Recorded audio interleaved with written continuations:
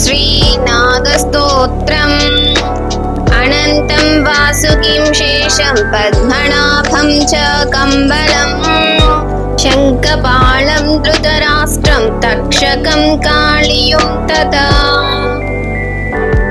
శ్రీ నాగస్తోత్రం అనంత వాసుకి శేష పద్మనాభ కంబలం శంఖపాల ధృతరాష్ట్ర తక్షక మరియు కాళియ అనే 9 మంది నాగ దేవతలను స్తుతిస్తుంది.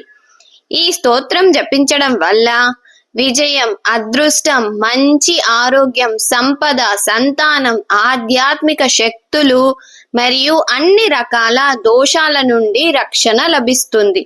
ముఖ్యంగా సర్ప లేదా నాగ దోషం, కాల సర్ప దోషం, రాహుకేతుల దోషం వంటివి తొలగిపోతాయి. అన్ని పనులలో విజయం సాధించడానికి సహాయపడుతుంది. సంపద మరియు అదృష్టం లభిస్తాయి.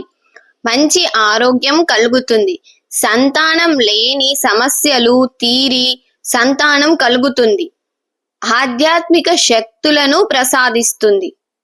సర్ప దర్శనం జరిగినప్పుడు లేదా నాగ దేవతను పూజించే సమయంలో ఈ స్తోత్రం జపించడం వల్ల విషభయం ఉండదు మరియు అన్ని రకాల విజయాలు లభిస్తాయి.